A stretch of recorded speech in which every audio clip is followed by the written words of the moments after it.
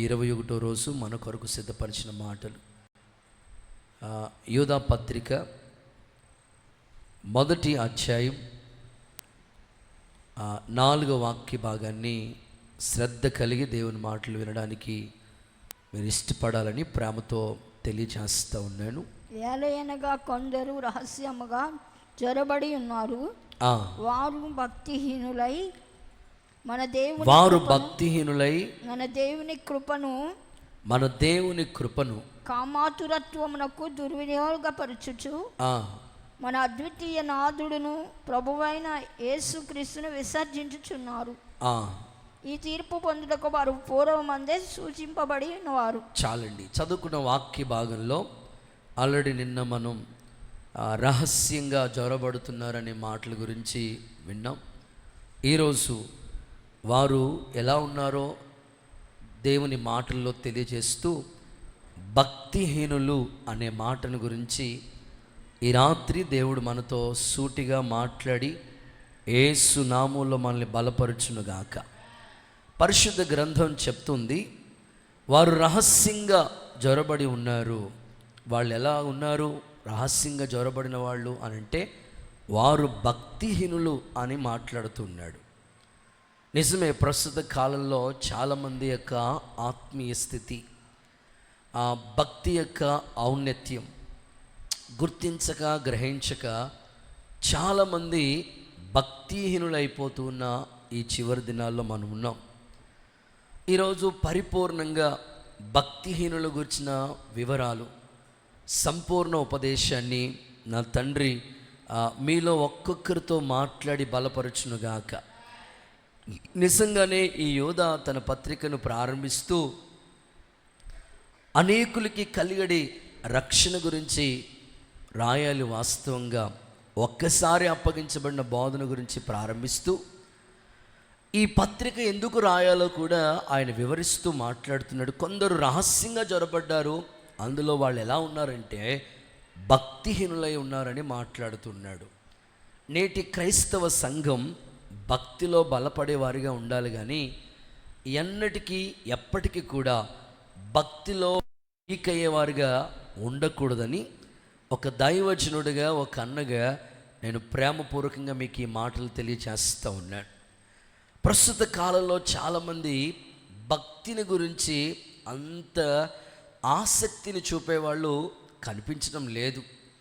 ఇక్కడే కాదు, ఎక్కడ చూస్తున్న ప్రస్తుత కాలంలో ఆ భక్తిని గురించి సరైన అవగాహన అనేకులకి కలగటం లేదు.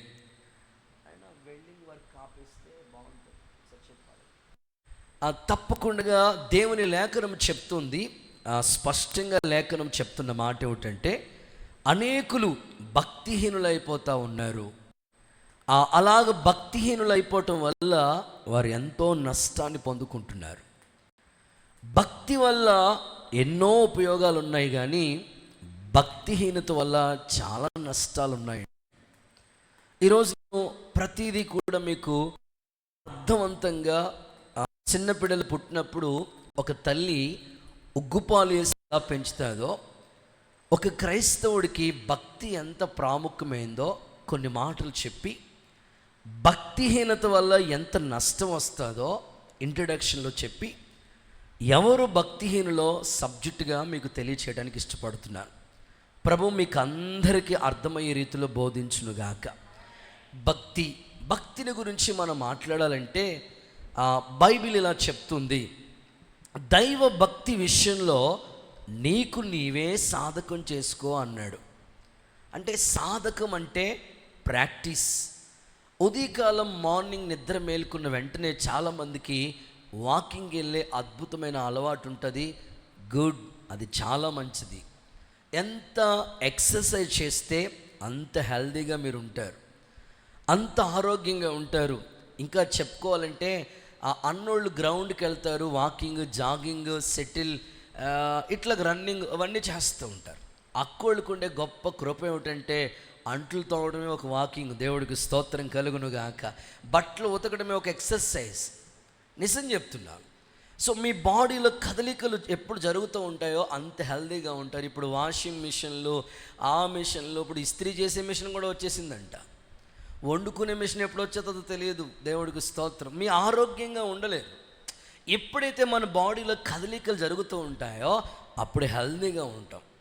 ఈరోజు నేను మీకు పంపించిన వాక్యాలు ఏముందంటే, దైవభక్తి విషయంలో నీకు నీవే సాధకం చేసుకో అని రాసుంది. భక్తి విషయంలో మనకి మనమే ప్రాక్టీస్ చేయాలి. మేము కీబోర్డ్ అంటే నాకు చాలా ఇష్టం. కీబోర్డు ప్రారంభ దినాలలో నేర్చుకోవాలంటే నేను సేవకు వచ్చిన తర్వాత దేవుడు పరిచర్యకి ఒక కీబోర్డ్ ఇచ్చాడు. నేను నేర్చుకోవడానికని చాలా విధాలుగా ప్రయత్నం చేశాను. మొత్తం మీద ఒక బ్యాండ్ మేళమైన దొరికాడు మాకు. దేవుడికి స్తోత్రం చెప్పండి. ఆ బ్యాండ్ మేళమైన ఎక్కడో నేదునూరులో నేర్చుకోవడానికి నేను వెళ్తూ ఉంటుంటే వీక్లీ ట్వైస్ 2 సార్లు రమ్మనేవారు మాట. వెళుతూ ఉంటుంటే ఆయన సరిగమలు ప్రాక్టీస్ చేయమని క్లాస్ ఇస్తూ ఉండేవారు. ఆయనకు అర్థమయ్యే రీతిలో చెప్తూ ఉండేవాడు మాట. ఆయన చెప్తూ ఏమన్నారంటే, ఆ క్లాసులో చెప్తూ మాట్లాడిన మాట ఏమిటంటే, ఆయన చెప్పిన ఒక మాట ఇలా అన్నారు. ఏమన్నారంటే, మీకు మంచిగా సంగీతం రావాలంటే వాకులు చేయాలి. సారీగామా ఎక్కువ పెడితే బాగుంటుంది కదా. ఇట్లాగా అవి మీ నోటుతో రావాలి, వాకులు చేయాలి. ఆ తర్వాత నేను మరలా కుదరలేదు, అవకాశం కుదరలేదు, సేవలో తిరుగుతూ వచ్చాను. ఆ తర్వాత మరలా లాక్డౌన్లో దేవుడు అవకాశం ఇచ్చాడు. దేవుడికి స్తోత్రం. అప్పుడు తమ్ముడు కూర్చుని సుమంత్ ఇలాగ తిమోతి వీళ్ళందరికీ చక్కగా పరిచర్యలో ఎక్కువగా వాక్యలు నేర్చుకోవాలి. చక్కగా మీరు ఎప్పుడైతే సంగీతం రావాలంటే బాగా సాధకం చేయాలి. ప్రతి స్కేల్లో మీరు పాట వాయించడానికి ప్రత్యేకంగా ఆ మ్యూజిక్, ఇప్పుడు నిన్న నేడు నిరంతరం ఆ పాట ఉందనుకోండి, బిట్ వరకు ఉంటుంది. తరెనరే నారే నారే నారే తరెనరే నారే, అది నోటుతో వచ్చేయాలి. అప్పుడు మీరు ఏ కీ ఎక్కడుందో, సా ఎక్కడుందో, రీ ఎక్కడుందో, పా ఎక్కడుందో ఈజీగా మీకు వస్తుంది. ఆ స్కేల్లో మీరు వాయించగలుగుతారు. అంటే ఒక కీబోర్డ్ రావాలంటే సాధకం రావాలి, సాధకం చేయాలి, ప్రాక్టీస్ చేయాలి, ఎక్సర్సైజ్ చేయడానికి కూడా. అట్లాగే భక్తి విషయాల్లో కూడా సాధకం నువ్వు చేసుకోవాలి. అప్పుడే భక్తి నీకు అబ్బుతుంది, వస్తుంది. భక్తి ఎందుకు చేయాలి బ్రదర్ అంటే, భక్తి నీకు ఎప్పటికీ ప్రయోజనమే. దైవ భక్తి ఎప్పటికీ ప్రయోజనమే. మీరు కావాలంటే బైబిల్లో ఈ రిఫరెన్స్ చదవండి. దైవ భక్తిని గురించి ఒక రిఫరెన్స్ మీకు చెప్తాను. అపోస్తలుడైన పౌలు తిమోతికి రాసిన మొదటి పత్రిక 4వ అధ్యాయం 7వ వచనం, 6వ అధ్యాయం 6వ వచనం. ఈ 2 రిఫరెన్స్లు మీరు నోట్ చేసుకోండి. మొదటి తిమోతి పత్రిక 4, 7, 6, 6. అపవిత్రములైన ముసలమ్మ ముచ్చట్లను విసర్జించి దైవ భక్తి విషయంలో నీకు నీవే సాధకం చేసుకో. ఎందుకు చేసుకోవాలి అలాగా? కింద వచనం, సంతుష్టి సహితమైన దైవ భక్తి గొప్ప లాభసాధకమై ఉన్నది. 4:4 అక్కడ చూస్తే ఎప్పటికీ ప్రయోజనం అనే మాట కూడా ఉంది అక్కడ. బ్రదర్, ఎప్పటికీ ప్రయోజనమే. దైవ భక్తి గొప్ప లాభసాధకం, ఎప్పటికీ ప్రయోజనమే, ఎప్పటికీ ప్రయోజనమే. నువ్వు చేసే భక్తి ఏది వేస్ట్ అవ్వదు. నువ్వు చేసే భక్తి నీ పిల్లల్ని కాపాడుతుంది. నువ్వు చేసే భక్తి నీ ఇంటి వారిని కాపాడుతుంది. ఓ తల్లి మన మందిరానికి రెగ్యులర్గా ఈ ఫాస్టింగ్ ప్రేయర్కి 40 days ఫాస్టింగ్ ప్రేయర్కి రెగ్యులర్గా ఫస్ట్ రోజు మొదలుకొని 21వ రోజు వరకు కంటిన్యూగా వస్తూ ఉంది. వాస్తవంగా చెప్పుకోవాలంటే ఆ తల్లికి కాలు ఇబ్బంది, చాలా ఇబ్బంది. నేను అడిగాను, అమ్మ ఎందుకమ్మా నువ్వు ఇంటి దగ్గర కూర్చొని, బాగాలేదు కదా, నీకు బాగుంటే పోనీ వచ్చినా పర్లేదు, బాగోకపోయినా నువ్వు అసలు ఎందుకు వస్తున్నావు తల్లి అని. అది నందంపూడి నుంచి ఆ తల్లి వస్తుంది, వెనకాల కూర్చుని ఉంది ఆ తల్లి కూడా మన మధ్యలో. ఒకసారి నిలబడమ్మ పెద్దమ్మ, నువ్వు కూడా కనబడతారు వాళ్ళకి. ఆ కాలు ఇబ్బందిగా ఉంటుంది ఆ తల్లికి, రావటానికి చాలా ఇబ్బంది. ఎందుకు తల్లి నువ్వు అక్కడి నుంచి ఆయన్ని ఇబ్బంది పెట్టి నువ్వు అసలు ఉండిపోవాలంటే, ఆ తల్లిగారు నాతో చెప్పిన మాట ఏంటో తెలుసా? బాబా, నేను 3 నెలల కన్నా ఎక్కువ బ్రతకనని డాక్టర్ గారు చెప్పారు. 3 నెలల కంటే ఎక్కువ బతకను నేను. అలాంటిది ఇన్ని సంవత్సరాలు దేవుడు నన్ను బతికించాడు. నేను ఆయనకి ఏమి ఇచ్చిన రుణం తీరుస్తానని అదో స్పెట్స్ పెట్టుకొని చూసావా ఆ తల్లి. ఒకసారి చప్పలు కొడుతూ సరే ఏసైకి మహిమ చెల్లిద్దామా. నేను ఎందుకు ఈ మాటలు చెప్తానంటే దైవభక్తి ఎప్పటికీ ప్రయోజనమే. అది నీతో పోయేది కాదు, నీ పిల్లలకి, నీ కుటుంబానికి, నీ ఇంటి వారికి, నీ కలిగిన అంతటికి క్షేమం ఇస్తుంది. అందుకే దైవభక్తి లాభసాధకం, ప్రయోజనం. మనిషి ఏ పని చేయాలన్నా ప్రయోజనం లేకుండా ఏ పని చేయడండి. అది ఉద్యోగమైనా, వ్యాపారమైనా, చదువు అయినా, ఏదైనా దాంట్లో ప్రయోజనం ఉంది కాబట్టే చేస్తారు. ఇప్పుడు ఎందుకు చదువుకుంటారంటే జాబ్ వస్తుందండి. మీరు ఉద్యోగం ఎందుకు చేస్తారంటే జీతం వస్తుందండి, ప్రయోజనం ఉంది. అలాగే భక్తి విషయాల్లో కూడా ప్రయోజనం ఉంది. అసలు భక్తి ఎందుకు చేయాలంటే అది నీకు ప్రయోజనము, లాభము కూడా. అందుకని భక్తిని ఎప్పుడు కూడా నిర్లక్ష్యం చేసి భక్తిహీనులు కాకూడదు. మనం భక్తి వల్ల నీకు కలిగే ప్రయోజనాలు సింపుల్గా నేను మీకు గుర్తు చేస్తాను. బైబిల్ ఎలా అంటుంది, నీ భక్తి నీకు ధైర్యాన్ని పుట్టించదా అన్నాడు. భక్తి వల్ల నీకు ఎప్పుడు ధైర్యమే. ఏ కష్టాల్లో ఉన్నా నువ్వు చేసే భక్తిని బట్టి ధైర్యంగా నువ్వు ఉండగలుగుతావు. భక్తి వల్ల ఇంకా లాభాన్ని మనం గురించి బైబిల్లో అధ్యయనం చేస్తే ఇలా రాయబడి ఉంది. లేఖనాలు ఏమని చెప్పాడంటే భక్తుడు, భూమి మీద ఉన్న భక్తులే శ్రేష్ఠులు, కేవలం వారు నాకు ఇష్టలు. అంటే దేవునికి ఇష్టమైన వాళ్ళు ఎవరైనా ఉన్నారో ఈ భూమి మీద అంటే వాళ్ళు భక్తి చేసేవాళ్ళే. దేవునికి ఇష్టమైన వ్యక్తివి నువ్వు చేసే భక్తి ద్వారా దేవునికి ఇష్టమైన వ్యక్తిగా మారుతున్నావు. ఇంకా బైబిల్ ఏమంటుందో తెలుసా? నీ భక్తిని గురించి బైబిల్ ఏమంటుందంటే యెహోవా తన భక్తుల ప్రాణాన్ని కాపాడుతాడు. అసలు ఈ భూమి మీద మనం జీవించుచున్న ఈ యొక్క ఆయుష్ కాలాల్లో మన ప్రాణం కాపాడటం కోసం ఎన్ని ప్రయత్నాలు చేస్తూ ఉంటాం. నీ ప్రాణాన్ని కాపాడేది నీ భక్తి. భక్తుల ప్రాణాన్ని కాపాడుతాడు దేవుడు.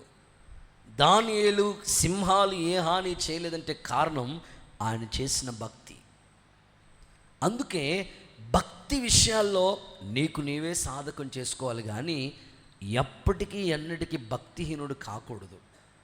నా ప్రార్థన, నా హృదయంలో ఉన్న అభిలాష, దేవుడు ఇక్కడ కూర్చున్న మిమ్మల్ని అందరినీ ఎప్పటికీ భక్తిలో ఉన్నతమైన మెట్టెక్కేటట్లుగా సంపూర్ణతలోకి నడిపించునుగాక.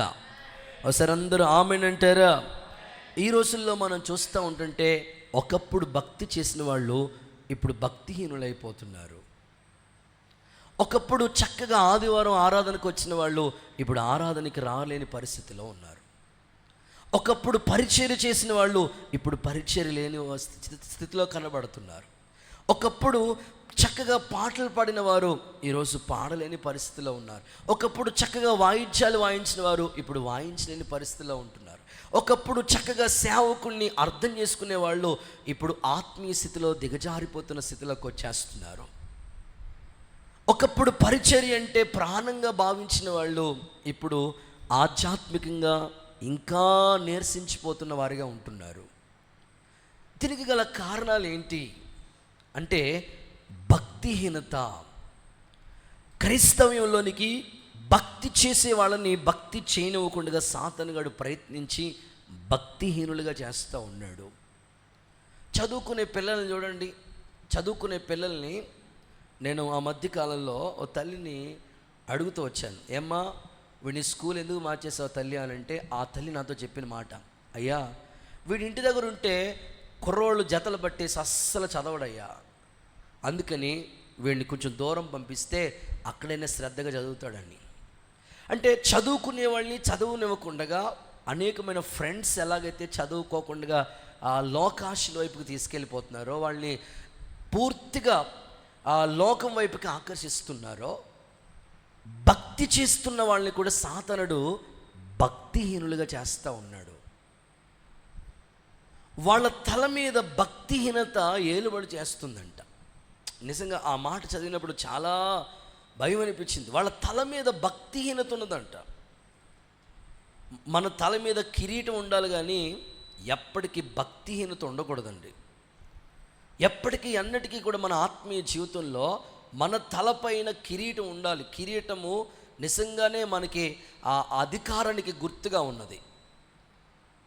ఆత్మీయ జీవితంలో భక్తిహీనులై మన తల మీద అదిగో సాతానుడుగాడు నిజంగానే ఆ అధికారం కలిగి ఉండి నిలిచి ఉండకూడదు అనేది నా ప్రార్థన, నా ప్రయాస. ఒకసారి చేతులు తల్లులు అని చెప్తారా గట్టిగా? హుషారుగా చెప్పండి, ఇంకొంచెం గట్టిగా ఆమేన్. సో మన ఆత్మీయ జీవితంలో ఎప్పటికీ అన్నిటికీ కూడా అలాంటి భక్తిహీనులు కాకూడదు. భక్తిలో సంపూర్ణత కలిగిన వారుగా ఉండాలి. యేసునాథుడు మీ ఆత్మీయ జీవితాల్ని అలాంటి సంపూర్ణతలో, పరిశుద్ధతలో యేసు నామములో నడిపించునుగాక, స్థిరపరచునుగాక.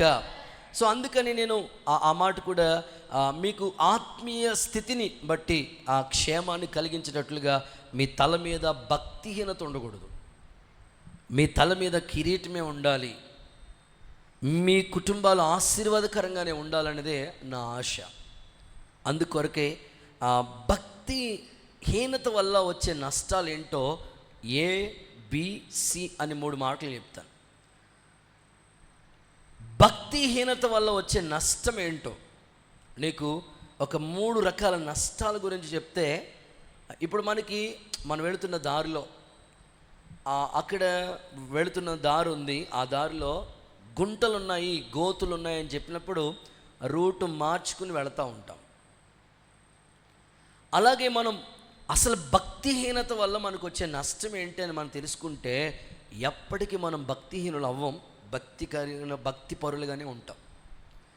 అసలు భక్తిహీనత వల్ల వస్తున్న నష్టం ఏంటి అని అంటే, భక్తిహీనత వల్ల శాపం వస్తుంది. సామెతలు 3:33 సామెతలు 3:33 చదివితే అక్కడ అదే మాట దేవుని లేఖనాల్లో చూస్తూ ఉన్నాం. భక్తిహీనులు ఇంటి మీదకి యెహోవా శాపం వస్తుంది. చూసారా, నీతిమంతుల ఇంటి మీదకి ఏమవుతుంది? ఆశీర్వాదాలు వస్తాయి. అక్కడ చెప్తూ భక్తిహీనుల ఇంటి మీదకి శాపం వస్తుందని దేవుని లేఖనాలు రాసి ఉంచాడు. సో అందుకని మన ఇల్లు, మన కుటుంబం ఎప్పటికీ కూడా అన్నిటికీ కూడా భక్తిహీనులు కాకూడదన్నదే నా ఆశ. ఎంతమందికి శాపం కావాలనుకున్నారో ఒకసారి చేతులు ఎత్తండి. ఓహో, ఇక్కడే ఉన్నారు మీరు. అడవుల్లో పొరపాట్లు, అలవాట్లు అట్లా అంటారు. మీలో నరకానికి వెళ్ళేవారు ఎవరన్నా చేతులు ఎత్తండి, ఒక ఆయన తీసుకొచ్చినారంట. అట్లా భక్తిహీనత వల్ల శాపం మన మీదకి వస్తుంది. చేసి భక్తి మధ్యలో ఆపేయడం వల్ల శాపం మన మీదకి వస్తుందట. చేసే ప్రార్థన నువ్వు మధ్యలో ఆపకూడదు. చేసే ఉపవాసం మధ్యలో ఆపకూడదు. చదివి బైబిల్ మధ్యలో ఆపకూడదు. పరిచర్య చేసే మధ్యలో ఆపేయడం వల్ల ఆ భక్తిహీనత అయిపోవడం వల్ల శాపం వస్తుంది. భక్తిహీనుల ఇంటి మీదకి శాపం, నీతిమంతుల ఇంటి మీదకేమో ఆశీర్వాదం వస్తుంది. మీకు శాపం కావాలా, ఆశీర్వాదం కావాలని అడిగాను అనుకోండి, ఆశీర్వాదమే కావాలని పలకండి పాస్టర్ గారు మీ నోట అంటారు. మీరు ఖచ్చితంగా కోరుకుంటాం మనం. అయితే మనకు వచ్చే శాపంలో ఒక శాపం ఎందుకు వస్తుందంటే అది భక్తిహీనతను బట్టి అంట. ఫర్ ఎగ్జాంపుల్, ఆకాను చెప్పాడు, యెహోషువ ముందుగానే చెప్పాడు, శపించబడిన దాంట్లో కొంత కూడా నీ దగ్గర ఉండకూడదు బాబు అన్నాడు.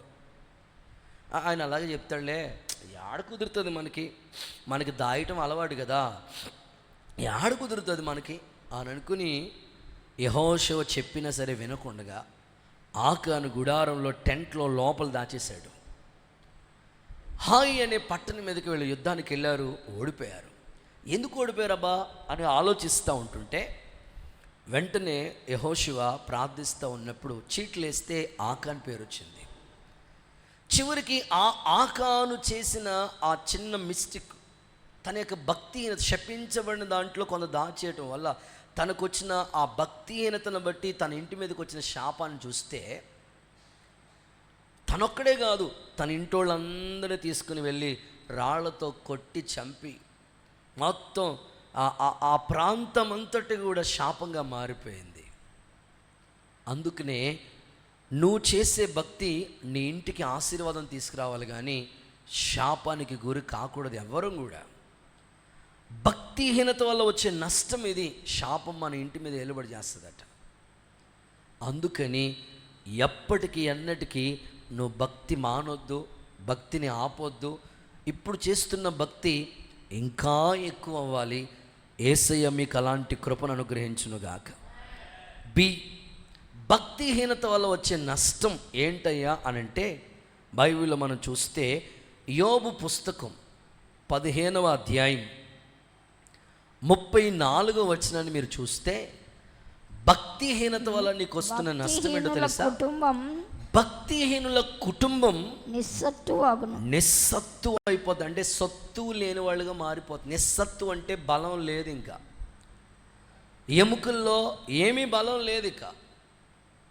ఎందుకు అలా అవుతుందయ్యా? బైబిల్ చెప్తుంది, భక్తిహీనుల కుటుంబం అంట నిస్సత్తు అయిపోతుంది. ఏ బలం లేకుండా బలహీనులుగా మారిపోతామట. అందుకని నా ప్రార్థన, ఎవరు మీలో మనలో బలహీనులు కాకూడదు, సత్తు లేనివారుగా ఉండకూడదు. యేసయ్య మీ ఎముకల్ని బలపరుచునుగాక, మీకు నిండు ఆయుష్ అనుగ్రహించునుగాక, ఆరోగ్యవంతులుగా ప్రభు బలపరుచునుగాక. క్షేమ కాలమున నీ ఎముకలు నేను బలపరుస్తానన్నాడు దేవుడు. యెహోవా నేను నిత్యము నడిపిస్తాడన్నాడు ప్రభు. కనుక మనం చేసే భక్తిహీనతను బట్టి మన ఎముకల్లో బలం లేనివారుగా ఉండకూడదు. భక్తి చేసి బలవంతులుగా, శత్రువు ఎదుట నిలబడటానికి బలవంతులుగా మారటానికి, అపవాది వేస్తున్న అగ్ని అలాంటి ఆ ఖడ్గ జ్వాలల్ని ఎదిరించడానికి, వాక్యాన్ని మనం ఎదిరించి అపవాదిని ఎదిరించి జయించడానికి కావలసిన బలాన్ని యేసునాథుడు మనకు అనుగ్రహించునుగాక. భక్తిహీనత వల్ల మన సత్తువ నిస్సత్తువుగా మారిపోతుందట.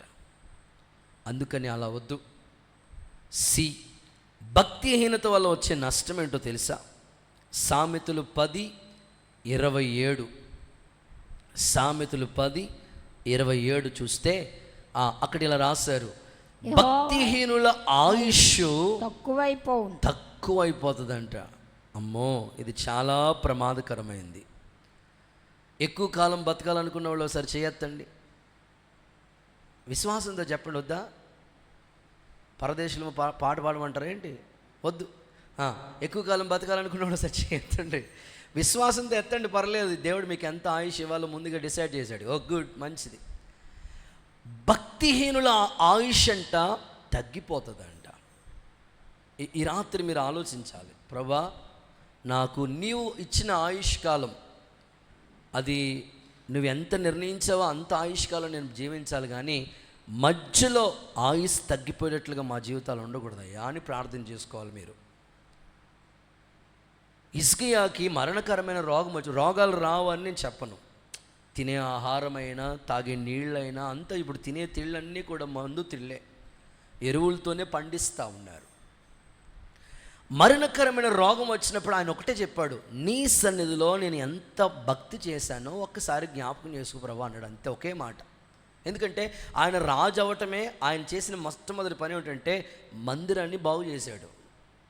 పట్టణంలో అధికారులు పిలిచి మందిరానికి వెళ్ళినప్పుడు ఒక్కడు కాకుండా కూడా వాళ్ళని తీసుకుని వెళ్ళేవాడు. మందిరం పట్ల ఎంతో ఆసక్తి ఉంది ఆయనకి. అంత ఆ ప్రతికూలమైన పరిస్థితుల్లో కూడా ఆయుష్కాలం కోసం అడిగితే దేవుడు ఆయనకి దీర్ఘాయునిచ్చి 15 సంవత్సరాల ఆయుష్ పొడిగించాడు. సరే, అందరూ ఆమెను చెప్తారా? క్యాన్సర్తో చాలామంది పేషెంట్లు సడన్ డెత్ చాలా సందర్భాలు మనం చూసాం. మన పాత చర్చ్ దగ్గర ఆ అంకుల్ కూడా ఇక్కడికి వచ్చారు ఈరోజు, ప్రసాద్ అన్న. పాపం ఆయనకి చాలా కాలం నుంచి క్యాన్సర్తో చాలా బాధపడ్డారు ఆయన. డాక్టర్లు చాలా సివియర్ కండిషన్ అని చెప్పినారు. కానీ దేవుడు ఆయన జ్ఞాపకం చేసుకుని మరలా ఆయుష్ ఇచ్చి ఇంకా సజీవంగానే కాపాడుతూ ఉన్నాడు. చాలామంది బిడ్డల జీవితాల్లో ఆయుష్ని దేవుడు ఇస్తాడు. అయితే మనం చేసే భక్తిని బట్టి, మనలో భక్తిహీనత రాకూడదని దేవుని దగ్గర నువ్వు ప్రార్థన చేసుకోవాలి. ప్రభా, నేను చేసే భక్తి ఎప్పుడు కూడా నాకు బోరు కొట్టకూడదు. ప్రస్తుత కాలంలో చాలామందికి ఆ భక్తి అంటే బోరు కొట్టేస్తుంది. చేయలేకపోతున్నారు. ప్రార్థన చేయమంటే చేయలేకపోతున్నారు, పాట పాడమంటే పాడలేకపోతున్నారు, పరిచయం చేయమంటే చేయలేకపోతున్నారు, ఏది చేయలేని పరిస్థితిలో ఉంటున్నారు. అలా ఉండకూడదు. ప్రభా ఎప్పటికీ కూడా ఎన్నటికీ నేను భక్తిపరుడిగానే ఉండాలి. నా భక్తి బైబిల్లో తెలుసు కదా మీకు, తిమోతి వాళ్ళ అమ్మమ్మ గారిలో ఉన్న భక్తి వాళ్ళ అమ్మలోకి వచ్చింది. వాళ్ళ అమ్మలోకి వచ్చిన భక్తి ఎవరిలోకి వచ్చింది? తిమోతిలోకి వచ్చింది. నేను ఆశిస్తున్నాను నువ్వెంత మంచి ప్రార్థన పరుడువో నీ కొడుకు నీకన్నా మంచి ప్రార్థన పరుడిగా మారునుగాక. నువ్వెంత వాక్యం పట్ల ఆసక్తి కలిగి ఉంటావో నీ కూతురు అంతకంటే భక్తి చేయునుగాక. సో అలాగ పెరగాలి దేవుడు, అది మన నుంచి కోరుకుంటున్నాడు. అలా ఉంటే మనం భక్తిహీనులు కాలేం. సో భక్తిహీనత వల్ల నీకు 3 నష్టాలు వస్తున్నాయి. ఒకటి చెప్పండి శాపం వస్తుంది. రెండవది మన సత్తువ బలము తగ్గిపోతుంది. మూడవది ఆయుష్ కూడా తగ్గిపోతుంది. అందుకొరకే భక్తిహీనులుగా ఉండొద్దు. చేస్తే భక్తి చేసి బ్రతుకుదాం. దేవుడు మెచ్చే భక్తి చేద్దాం. యేసు నామములో మన మీద తన కృపా భాగ్యము దేవుడు నిలుపునుగాక. ఇప్పుడు సబ్జెక్టులకు వస్తున్నాను. వారు రహస్యంగా జొరబడి ఉన్నారు. వారు ఎవరు వాళ్ళంటే భక్తిహీనులు అన్నాడు. భక్తిహీనులు ఎవరు అని ప్రశ్న మీరు నోట్ చేసుకుంటే ఒక 5 మాటలు చెప్తాను.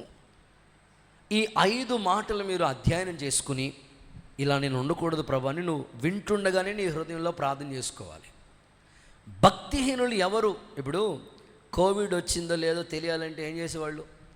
ముక్కులోకి ఒక పై పెట్టేవారు, అది చాలా పొడవు ఉండేది, టెస్ట్ చేస్తే కానీ తెలిసేది. అట్లాగే ఇప్పుడు భక్తిహీనులు ఎవరు అని అట్లా మనం ఎలా గుర్తుపెట్టవచ్చు వాళ్ళని? 5 లక్షణాలు. ఈ 5 లక్షణాలు వాళ్ళలో ఉన్నాయంటే నిజంగా భక్తిహీనులే. మనలో ఉన్నాయంటే మనం కూడా భక్తిహీనులమే. మనలో ఉండకూడదని ప్రారంభం నుంచి మీకు చెప్తున్నాను. భక్తిహీనులు ఎవరు అని అంటే బైబిల్ చెప్తుంది. మొదటి మాట ప్రసంగి పుస్తకం 8వ అధ్యాయం 13వ వాక్యాన్ని చూద్దాం. ప్రసంగి పుస్తకం 8వ అధ్యాయం 13వ వాక్యం చూద్దాం. భక్తిహీనులు దేవుని సన్నిధిని భయపడరు. భక్తిహీనులు దేవుని సన్నిధికి భయపడరు. చాలు. మొదటి మాట దేవుని సన్నిధికి భయపడని వారు. చెప్పండి ఒకసారి, మీ నోటితో చెప్పండి ఆ మాట. మీ పక్కోళ్ళకి షేక్ హ్యాండ్ ఇచ్చి చెప్పండి, దేవుని సన్నిధికి భయపడని. గట్టిగా చేతులు పట్టుకుని చెప్పాలి, దేవుని సన్నిధికి భయపడు అని చెప్పండి. సో దేవుని సన్నిధికి ఎవరైతే భయపడలేదో వాళ్ళు భక్తిహీనులు అని బైబిల్ చెప్తుంది. నో డౌట్, బైబిల్ చెప్తున్న మాట అది. ప్రసంగి చాలా జ్ఞానంతో మాట్లాడుతున్నాడు. భక్తిహీనులు దేవుని సన్నిధికి భయపడరు, అంతే. నువ్వు దేవుని సన్నిధికి భయపడకపోతే నీలో కొంచెం కొంచెం భక్తిహీనత వస్తుందని అర్థం. ఇప్పుడు చెద పట్టేటప్పుడు ఒకేసారి చెద పట్టదు, కొంచెం కొంచెం కొంచెం కొంచెం అలా. ఆత్మీయ జీవితంలో కూడా దేవుని సన్నిధికి నువ్వు భయపడలేదంటే భక్తిహీనత స్టార్ట్ అయిపోయిందని అర్థం చేసుకోవాలి. ఇప్పుడు ఏదైనా మనకి హెల్త్ కంప్లైంట్స్ వచ్చినప్పుడు చెప్తూ ఉంటారు, ఫస్ట్ స్టేజ్లో ఉంది, సెకండ్ స్టేజ్లో ఉంది, అట్లా మాట. నార్మల్గా ఉంది పర్లేదులే అంటే ఓకే, నువ్వు భక్తిపరుడివే. ఒకవేళ ఫస్ట్ స్టేజ్కి వస్తే మరలా 0కి వచ్చేయాలి.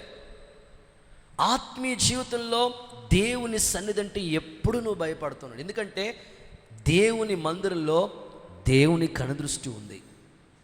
ఇక్కడికి వచ్చిన తర్వాత సెల్ ఫోన్ చాటింగ్ చేసుకోవటం, మధ్యలో లేచి వెళ్ళి ఫోన్ మాట్లాడుకోవడం. సో భక్తికి విరోధమైన పనులు మనం ఎప్పుడు చేయకూడదు. భక్తి అంటే దేవుని సన్నిధికి మనం ఎప్పుడు భయపడుతూనే ఉండాలండి. 2 సందర్భాలు మీకు ఇందులో చెప్తాను. ఓ కోణంలో చెప్పాలంటే పరిశుద్ధ గ్రంథాల్లో మనం చూస్తే యాకోబుకు ఒక కల వచ్చింది. రాళ్లలో ఒక రాయి తలగడగా చేసుకుని పండుకున్నాడు.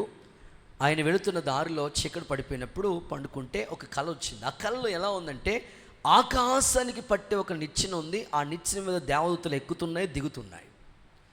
చూశాడు, ఆశ్చర్యపోయాడు. వెంటనే దేవుడు మాట్లాడుతున్నాడు, యాకోబు, నేను నీతో చెప్పింది నెరవేర్చే వరకు నిన్ను విడవను. నువ్వు తూర్పు వైపుకి, పడమర వైపు, ఉత్తర వైపు నలుదిశలా వ్యాపిస్తావు అని కొన్ని వాగ్దానాలు చెప్పి ఒక మాట చెప్పాడు.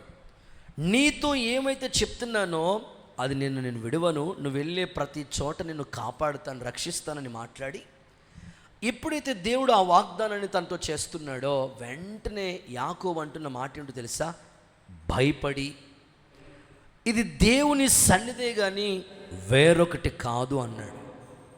ఇంకా ఆయన మాట్లాడితే అక్కడ ఏమన్నాడంటే, నిశ్చయముగా దేవుడు ఈ స్థలమందు ఉన్నాడు అన్నాడు. మీరు చదవండి ఆ మాట. ఆదికాండ గ్రంథం 28వ అధ్యాయం 16-17 వాక్యాలు చదవగా విందాం. యాకోబు నిద్రలో తెలిసి నిశ్చయముగా నిశ్చయముగా దేవుడు ఈ స్థలమందు ఉన్నాడు. అందరూ నోటితో చెప్తాం ఈ మాట, నిశ్చయముగా దేవుడు ఈ స్థలమందు ఉన్నాడు. ఇది దేవుని మందిరమే గాని వేరొకటి కాదు. చప్పట్లు కొడుతూ యేసయ్యకు ఒకసారి మహిమ చెల్లిద్దామా? ఇది నిశ్చయముగా దేవుడు ఈ స్థలంలో ఉన్నాడు. ఇది దేవుని మందిరమే కానీ వేరొకటి కాదు. వేరొకటి అంటే ఇది కళ్యాణ మండపం కాదు, ఇది సరదాగా వచ్చి కబుర్లు పెట్టుకునే ప్లేస్ అంతకన్నా కాదు. ఇది దేవుని మందిరం, ఇది పరిశుద్ధ స్థలం, దేవుడు కనుదృష్టి ఉండే చోటు. ఇది నిశ్చయముగా దేవుడు ఈ స్థలమందు ఉన్నాడని వెంటనే అతనిలో ఒక భయం ఏర్పడిందట. ఈ రాత్రి నేను మిమ్మల్ని అడుగుతున్నాను, దేవుని సన్నిధికి ఎవరైతే భయపడతారో వాళ్ళలో దైవభక్తి ఉంది. ఒకవేళ దేవుని సన్నిధికి భయపడకపోతే వాళ్ళు భక్తిహీనులుగా మారిపోతున్నారని గుర్తించాలి. మీరు అదే ఆదికాండ గ్రంథంలో 20వ అధ్యాయంలోకి రండి. 11వ వచనం కూడా చదవండి. అక్కడ కూడా అబ్రహామే మాట్లాడుతున్నాడు. ఏమంటున్నాడు తెలుసా? అబ్రహాము ఏమంటున్నాడు తెలుసా? ఈ స్థలమందు దేవుని భయము కొంచెం కూడా లేదు, ఏ మాత్రం లేదు. ఎక్కడ ప్లేస్ అది? అబీమెలెకు రాజు దగ్గర చెప్తున్నాడు, నిశ్చయముగా ఇక్కడ దేవుని భయం కొంచెం కూడా ఏ మాత్రం లేదు. యాకోబు ఏమంటున్నాడంటే, ఇది దేవుని మందిరం, ఇది దేవుడు ఉండే చోటు. ఈరోజు మీరు ఆలోచించాలి, మీ ఆత్మీయ జీవితంలో ఎప్పటికీ ఎన్నటికీ దేవునికి భయపడే కృప భాగ్యం యేసునాథుడు మీకు అనుగ్రహించునుగాక. సో ఈ రెండు కోణాలు ఇలా ఆలోచిస్తూ ఉంటుంటే మైనస్గా ఇప్పుడు చెప్తాను మీకు. అది ఆ దినాల్లో దేవుడు ప్రత్యక్షం అవటానికి ప్రత్యక్షపు గుడారాన్ని నిర్మించమని చెప్పేవాడు. మోషేతో చెప్పాడు, ప్రత్యక్షపు గుడారం నిర్మించు అని. దేవుడు ఆ చోటకి దిగి వచ్చిన చోటే ప్రత్యక్షపు గుడారం, పరిశుద్ధ స్థలం. అది ఆత్మీయంగా మనం ఆలోచిస్తూ ఉంటుంటే సిలోహులో మొట్టమొదట ప్రత్యక్షపు గుడారం నిర్మించబడింది. ఆధ్యాత్మికంగా కొంచెం మనం ఆలోచిస్తే సొలొమోను మందిరం కట్టక మునుపు సిలోహులో పరిశుద్ధ స్థలం, యాజక పరిచర్య చేయటానికి దేవుడు ఏలీని యాజకుడిగా నియమించాడు. ఏలీ యాజకుడిగా పనిచేస్తూ ఉన్నాడు. అయితే దేవుని పనిని చేస్తూ ఉన్న ఏలీ తన కుమారులైన ఓఫ్ని, ఫినెహాస్ వాళ్ళు ఉన్నది ఎక్కడ? దేవుని సన్నిధిలోనే, పరిశుద్ధ స్థలంలోనే. కానీ వాళ్ళలో ఏ మాత్రం దేవుని భయం లేదండి. ఏలీ కుమారులు హోఫ్ని, ఫినెహాసు దేవునికి భయపడలేదు. వాళ్ళు చూస్తే బైబిల్ ఏమంటుందో తెలుసా? యెహోవాను ఎరగని వారే మిక్కిలి దుర్మార్గంగా ప్రవర్తించారంటండి వాళ్ళు. ఆ మాట చదివినప్పుడల్లా చాలా భయం వేస్తూ ఉంటుంది. ఏంటి, దేవుని బిడలై ఉండి దేవుడు తెలియకుండా ఉండటం ఏంటి వాళ్ళు అంటే? వాళ్ళలో దేవుని భయం లేదు. చూద్దాం ఆ మాట కూడా ఒకసారి. సమూయేలు మొదటి పుస్తకం 2:12. మొదటి సమూయేలు 2:12. దేవుణ్ణి ఎరగని వారై మిక్కిలి దుర్మార్గంగా ప్రవర్తించారంటండి. బాబోయ్, ఆ మాట చదివినప్పుడు ఎంత భయం అనిపిస్తుంది. దేవుడు తెలియదు ఆ పాస్టర్ గారి పిల్లలకి. చేసే ప్రార్థనలో ఒక ప్రార్థన ఏమిటంటే, ప్రభువా సేవకులు కాపాడబడాలి, సేవకులు పిల్లలు కూడా కాపాడబడాలని ప్రార్థన చేస్తూ ఉన్నాం. ఎందుకంటే వీళ్ళ నాన్న మంచి పాస్టర్, వాళ్ళ పిల్లలేం ఈ నాన్నగారు వాకింగ్ చెప్తుంటుంటే వాళ్ళు బయటికి వెళ్ళిపోయి గ్రౌండ్లో క్రికెట్ ఆడుకుంటూ ఉంటారు. సమాజంలో ఏమవుతుందంటే దేవుణ్ణి ఎరగని వారే దుర్మార్గంగా ప్రవర్తించే పరిస్థితి సమాజంలో చోటు చేసేసుకుంటుంది. నా ప్రార్థన, సేవకులు పిల్లలు కాపాడబడుదురుగాక. దేవునికి వాళ్ళ తండ్రి కంటే గొప్ప సేవ చేయాలి. జకరియా చేసిన సేవ కంటే యోహాను, బాప్తిస్మిచ్చే యోహాను మండుచు ప్రకాశించుచున్న దీపంగా చేశాడు సేవ. పాస్టర్ గారి పిల్లల కంటే, ఆ పాస్టర్ గారి కంటే వారి పిల్లలు మంచి సేవ చేయాలి, మా ప్రార్థనది. కానీ ప్రస్తుత కాలంలో వాళ్ళ తండ్రి పడ్డ శ్రమలు చూసి పాస్టర్ గారి పిల్లలు భయంకరంగా సేవ అంటే వాళ్ళకి విరక్తి వచ్చేసి ఈ పాటలు ఎవరు పడతారు అని అనుకుని అసలు నిత్య జీవం ఉంది, ఆ కిరీటం ఉందని వాళ్ళకి ఏమాత్రం అవగాహన లేకుండా భక్తిహీనులుగా మారిపోతుంది. ఏలీ కుమారులు ఎంత భక్తిహీనులు అయిపోయారు తెలుసండి. వాళ్ళు అక్కడ యాజక ధర్మం చేయటానికి ఆ మాంసాన్ని ఉడకబెడతా ఉంటుంటే అది ఇంకా పచ్చిగానే ఉందంట, ఇంకా ఉడకలేదంట. పెనం మీద కాల్స్తూ ఉంటుంటే ఆ మాంసానికి కొంకి ఇలా పెట్టి దాన్ని పచ్చి మాంసం తినేసేవారంట. అంటే తిండిపోతులు మాట, ఓ మాటలో చెప్పాలంటే మందిరానికి వచ్చే వాళ్ళతో అసభ్యంగా ప్రవర్తించేవారంట. ఎంత దుర్మార్గ స్థితి. వాళ్ళ తండ్రి మాటను కూడా లెక్క చేయలేదు, వాళ్ళు భక్తిహీనులైపోయారు. వాళ్ళ దేవుని సన్నిధికి భయపడలేదండి. ప్రస్తుతం కూడా చాలా ఇలాంటి ప్రతికూలమైన పరిస్థితులు ఎన్నో చోటు చేసుకుంటున్నాయి. నా ప్రార్థన, ఒక దైవజనుడిగా నా ఆశ, దేవుని బిడ్డలు ఎప్పుడు భక్తిహీనులు కాకూడదు, దేవుని సన్నిధికి భయపడే భక్తి పరులుగా మార్చబడుదురుగాక. చేతుల పైకెత్తి ఒకసారి ఆమేన్ అంటారా? చాలా సందర్భాలు మేము చూస్తూ ఉన్నాం. దేవుని మందిరానికి చాలామంది స్థలాలు ఇచ్చేవారండి పూర్వదినాల్లో. మేము ఇంకప్పుడు సేవకు రాలేదు.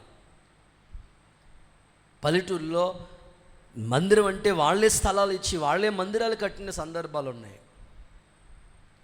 అలాంటి మందిరాల్ని అమ్మేసిన వాళ్ళు ఉన్నారండి బాబు. ఎంత అసలు దేవుని భయం కొంచెం కూడా లేకుండా భక్తిహీనులు అయిపోయిన వాళ్ళు ఎందరో ఉన్నారు. ఇలాంటి చోట సేవ గురించి భయం వేస్తూ ఉంది. ప్రార్థిద్దాం, కోరుకుందాం. ప్రభువా, దేవుని సన్నిధి అంటే ఎప్పటికీ భయపడే ఆ ఆత్మలో ధైర్యాన్ని మాకు ఇవ్వండి. కోరుకుందాం. యేసయ్య అట్టి కృప మనకు అనుగ్రహించునుగాక. ఒక సందర్భం మీకు చెప్తానండి. మీకు కూడా ఆదివారం ఆరాధన అంటే అమ్మో దేవుడు ఉండే చోటు, ఖచ్చితంగా ఈరోజు దేవుని సందులో అటెండ్ అవ్వాలి, ఆ భయం వచ్చేసేయాలి మీలోకి. ఒక చిన్న ఎగ్జాంపుల్ మీకు చెప్తాను. ఒక కుర్రోడు ఆదివారం ఆరాధనకి బయలుదేరుతున్నాడట. ఆరాధనకు వచ్చేటప్పుడు తెల్లని డ్రెస్, తలంటుకుని తలస్నానం చేసుకుని చక్కగా లెఫ్ట్ అండ్ రైట్ అని నడుచుకుంటా వాళ్ళ ఇంటికాడ నుంచి మందిరం 1/2 కిలోమీటర్. యవనస్తుడు, ఇంచుమించు ఒక 20-22 ఏళ్ళు వయసు ఉంటుంది. చక్కగా తలదూకుని తలస్నానం చేసుకుని వైట్ డ్రెస్ వేసుకుని చేతిలో బైబిల్, పాటల పుస్తకం, డైరీ తీసుకుని చక్కగా ఆరాధనకు వస్తూ ఉన్నాడంట. వచ్చే దారిలో సాతానుగాడు ఏజెంట్లు, స్తోత్రం చెప్పండి ఒకసారి. ఏ ఏజెంట్లు? ఇది కోయిట తీసుకెళ్ళే ఏజెంట్లు కొంతమంది ఉంటుంటే సాతానుగాడికి కొంతమంది ఏజెంట్లు ఉంటారు, గ్రూప్. సాతానుగాడికి కొంతమంది టీంని సిద్ధం చేసుకుని, ఇదిగో వాడు తెగ భక్తి చేస్తూ ఉన్నాడు, అస్సలు మామూలు భక్తి కాదు, ఆదివారం అంటే అందరికన్నా ముందెళ్ళిపోతున్నాడు, వీడిని ఎలాగైనా సరే ఆరాధనకి వెళ్ళకుండా ఆపాలి అని అనుకున్న దారిలో సాతానుగాడి ఏజెంట్లు కొంతమంది గ్రూప్ ఏం చేశారంటే, వాడు వైట్ అండ్ వైట్ వేసుకుని మందిరానికి వస్తూ ఉంటుంటే బురద నీళ్ళు ఉంటాయి కదండి, ఈ మనం మట్టి వర్షం వచ్చేస్తే బురద అయిపోయి ఉంటాయి కదా, ఆ బురద నీళ్ళు అలాగ జల్లేసినాయంటే సాతాను ఏజెంట్లు. ఎప్పుడైతే అలా బురద నీళ్ళు జల్లిందనుకో, షర్ట్ అంతా, ప్యాంట్ అంతా, తలంతా బురద అయిపోయింది. ఇంకా ఆరాధనకి వెళ్ళకుండా ఇంటికి వెళ్ళిపోయాడు. ఆ వారం అయిపోయింది. నెక్స్ట్ 2nd వీక్ ఆరాధన వచ్చింది. 2వ వారం ఆరాధన స్టార్ట్ అయిపోయింది. అందరికంటే ముందుకెళ్ళి తలస్నానం చేసి రెడీ అయిపోయి సేమ్ వైట్ అండ్ వైట్ వేసుకుని చక్కగా ఆరాధనకి వెళ్దాం ఉన్నప్పటికీ మరలా అలా ఆ ప్లేస్కి వచ్చినప్పటికి మరలా సాతానుగా టీం బురద నీళ్ళు అలా జల్లేసినాయి. ఇక బాబు నేను ఆరాధనకి వెళ్ళకూడదు, మళ్ళా వెనక్కి వెళ్ళిపోయాడు ఇంటికి. ఇప్పుడు 3వ ఆదివారం, దేవుడికి స్తోత్రం చెప్పండి.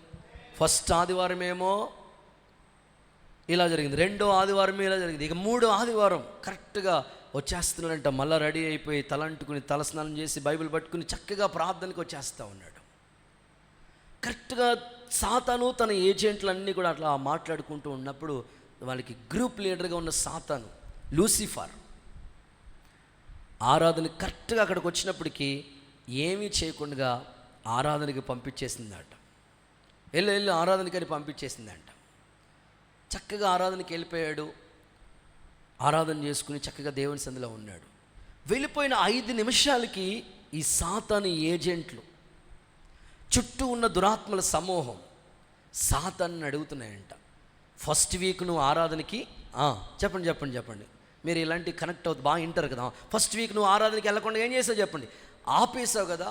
సెకండ్ వీక్ కూడా ఆపేసావు కదా, ఈ వారం ఎందుకు పంపించేవాడిని అసలు అని సాతానుతో సాతాను యొక్క అనుచరులు ఎందుకు పంపించావు నువ్వు అసలు అని అడిగినాయి అంట. అడిగితే సాతానుగాడు తన అనుచరులకి చెప్పిన అద్భుతమైన మాట ఏంటో తెలుసా? ఫస్ట్ వీక్ ఆరాధనకి వెళ్ళకుండా ఆపాను వాడిని, వాడి ఇంట్లో వాళ్ళందరినీ కూర్చోబెట్టి ప్రార్థన పెట్టేశాడు. స్తోత్రం. ఇంట్లో కూర్చుని అందరినీ కూర్చోబెట్టి ప్రార్థన పెట్టేశాడు, ఆరాధన పెట్టేశాడు. ఇంట్లోనే ఆరాధన జరిగిపోయింది. 2వ వారం ఆపాను. 2వ వారం వాడు ఏం చేశాడంటే ఇంటికి వెళ్ళిపోయి మళ్ళీ బట్టలు మార్చేసి తలస్నానం చేసేసుకుని ఇంట్లో వాళ్ళందరినీ తీసుకెళ్ళి వీధిలో కూటం పెట్టేశాడు. మైకులు, సౌండ్ బాక్స్, మంచిగా అడావిడి, ప్యాడ్, కీబోర్డు, ఆరాధన.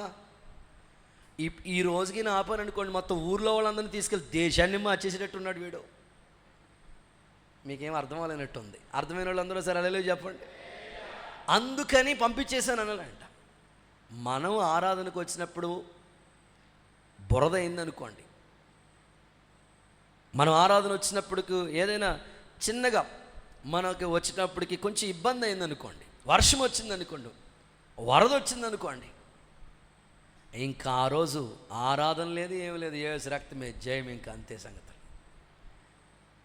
ఆయన బురద అయిపోయిన ఆ రోజు ఇంటికి వెళ్ళి ఆయన ఇంటి దగ్గర ఆరాధన చెప్పేసుకున్నాడు. ఆయన సాతాన్ని అలా జయించాలి నువ్వు. ఆమెను చెప్పండి ఒకసారి. దేవుని సన్నిధి అంటే నీకు ఎప్పుడంత భయం ఉండు. అమ్మో ఈరోజు ఆదివారమా, ఈరోజు ఏ పని చేయకూడదు. ఈరోజు ఆదివారం ఊడుపులకి వెళ్తే ఎక్కువ డబుల్ జీతం వేస్తే కుదరదు. ఈరోజు డబుల్ జీతం వచ్చినా సరే ఇంకా ఆదివారం మానేసి ఆరాధన మిస్ అవ్వకూడదు మనం అసలు. దేవుని సన్నిధికి ఎప్పటికీ భయపడే కృప దేవుడు మీకు అనుగ్రహించునుగాక. గుడ్. 2వ సందర్భంలోకి వెళ్ళిపోదాం. సెకండ్ వన్, ఎవరు భక్తిహీనులు చెప్పండి. 1, దేవుని సన్నిధికి భయపడిన వారు. వాళ్ళు ఎవరంటే ఏలీ కుమారులు. ఓకే. 2వది, కీర్తనల పుస్తకం 37వ అధ్యాయం 12వ వాక్యం చూద్దాం. 37:12. భక్తిహీనులు నీతిమంతుల మీద దురాలోచన చేయుదురు. అమ్మో, వారిని చూసి చాలక్క సరే. వాళ్ళని చూసాక ఏంటక్క, అది కూడా చదవక్క. వారిని చూసి పండ్లు కొరుకుతారు. అయ్యో, పళ్ళు పట్ మనం కొరికేస్తారంట, పట్టుకరక్కర్ లేకుండా.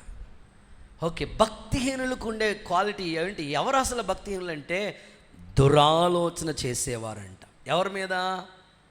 నీతిమంతుల మీద అంటండి. హలో, నువ్వు నీతిగా ఉన్నప్పుడు బైబిల్ ఏమంటుందో తెలుసా? నీతిమంతులకి కలిగే ఆపదలు అనేకములు ఉంటుంది. నువ్వు ఎంత చక్కగా భక్తి చేసుకుంటున్నావో నీ నీతికి కొన్ని పరీక్షలు ఉంటాయి. అందులో కొంతమందిని దేవుని వాక్యపు వెలుగులోంచి మనతో మాట్లాడుతున్నాడు. భక్తిహీనులంట నీతిమంతుల మీద దురాలోచన కలిగి ఉంటారంట. నువ్వు ఎంతో చక్కగా భక్తి చేసుకుంటున్నావు, ప్రార్థనకి వెళ్తున్నావు, ఉపవాసాలు ఉంటున్నావు, కన్నీళ్ళు కారుస్తున్నావు, నీ ఇంటి పక్కోళ్ళ కోసం ప్రార్థన చేస్తున్నావు, ఎదిరింటోళ్ళ కోసం ప్రార్థిస్తున్నావు, పక్కింటోళ్ళ కోసం ప్రార్థిస్తున్నావు, సన్నిధిలో ఉన్న వాళ్ళు, నీకు తెలిసిన వాళ్ళ గురించి ప్రార్థన చేస్తున్నావు. నువ్వు ఎంత చక్కగా నీతిమంతుడిగా భక్తి చేసుకుంటుంటే నీ మీద దురాలోచన చేసే భక్తిహీనులు ఉన్నారని బైబిల్ చెప్తుంది. ఈ రాత్రి మీరు గుర్తించాలి, భక్తిహీనులు ఎవరంటే దురాలోచన చేసేవారు. సింపుల్గా అంతే. ఆత్మీయ జీవితంలో మనకి మంచి ఆలోచన రావాలి, కానీ దురాలోచన రాకూడదండి.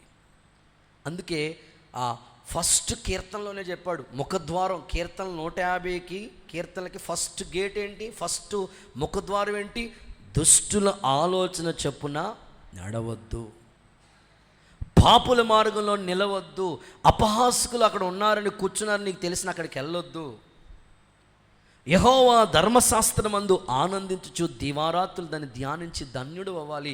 నువ్వు చేసినవన్నీ సఫలం అవ్వాలి, కానీ నువ్వు దురాలోచన నీలోకి రాకూడదు. ఈరోజు ఆత్మీయ జీవితంలో ఎంతోమంది మంచి భక్తి పరులుగా ఉండవలసిన వాళ్ళలో సాతానుడు దురాలోచనలు పుట్టించి వాళ్ళని భక్తిహీనులుగా చేస్తూ ఉన్నాడు. దురాలోచన అనేది చాలా ప్రమాదకరమైనది. బైబిల్లో మీరు చూడగలిగితే కొన్ని సందర్భాలు మీకు చెప్తాను. దురాలోచన అంటే ఆలోచన మారిపోవటం, చెడ్డ ఆలోచనలు రావటం.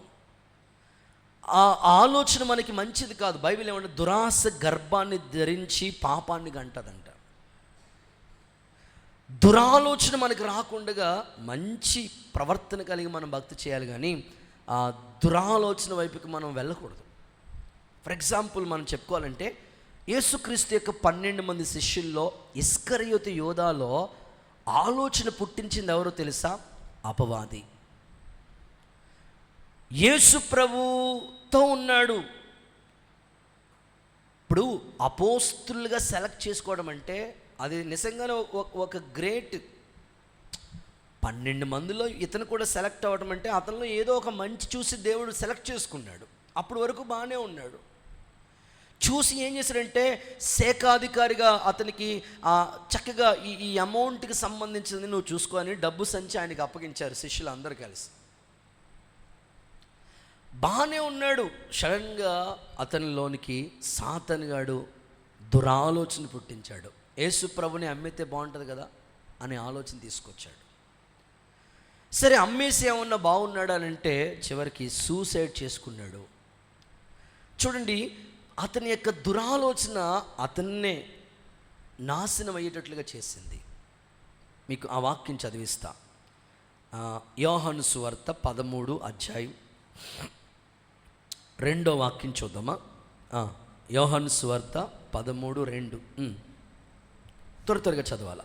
వారు భోజనం చేయుచుండగా, వాళ్ళు భోజనం చేస్తూ ఉండగా ఆయనను అప్పగింపవలనని 13:2 ఆయన అప్పగించాలని సీమోను కుమారుడు ఇస్కరియోతు యూదా హృదయంలో అపవాది ఆలోచన పుట్టించాడు.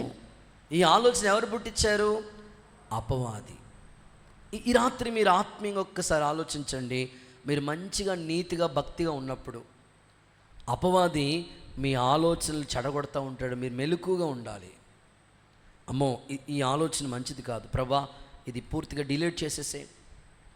మంచి ఆలోచన ఇవ్వయ్యా, నీతిగా భక్తి చేయడానికి కృపనివ్వండి అయ్యా. నీతిమంతుల మీద అమ్మో నేను ఇట్లా ఆలోచించకూడదయ్యా, నాకు నా భక్తికి తగింది కాదు ఇది, నన్ను భక్తిహీనతలోకి తీసుకొచ్చే ఆలోచన ఇది వద్దు తండ్రి అని నీ హృదయంలో అంతరంగంలో పరివర్తన కోసం నువ్వు ప్రార్థన చేసుకోవాలి. హృదయంలో బైబిల్ ఇలా చెప్తుంది, నరుని హృదయంలో అనేక ఆలోచనలు వస్తాయంట. ఒకటి కాదు, అనేకమైన వస్తాయి. కానీ దేవుడు తీర్మానం మన జీవితంలో స్థిరమవ్వాలి. మనసులోకి ఆలోచన వచ్చిందని ఆ ఆలోచన బట్టి మనం ఎప్పుడు కూడా ప్రవర్తించకూడదు. చాలా ఆలోచనలు వస్తాయి. ఇప్పుడు మీరు కూర్చుని ఉన్నారా, ఇక్కడ కూర్చున్నారు, కానీ మీ మైండ్ అంతా ఎక్కడెక్కడో తిరుగుతుంటుంది. ప్రపంచంలో అతి వేగంగా పయనం చేస్తుంది. ఆ ఆలోచన అది ఆత్మీయ ఆలోచన అయితే మంచిదా అయితే తీసుకోండి. ఒకవేళ అది చెడ్డది అనిపించిందంటే, వాక్యానికి విరోధంగా ఉందంటే ఆ రోజే ఆ ఆలోచన తీసేసేయండి.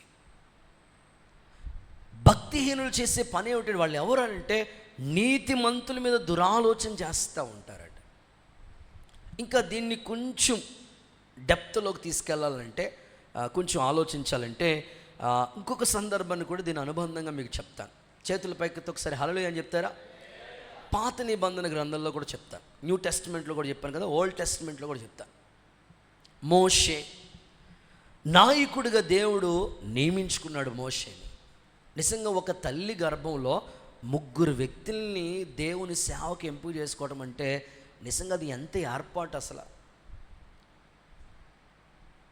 యోకేబేదు ఆ తల్లి గారిని దేవుడు ప్రేమించి, అమ్రాము వీళ్ళిద్దరిని ప్రేమించి 3 బిడ్డల్ని దేవుని పని కోసం ఒక ఇంటిలోంచి 3 ఏర్పాటు చేసుకున్నాడంటే అది దేవుని ప్రణాళిక ఎంత గొప్పది అసలు.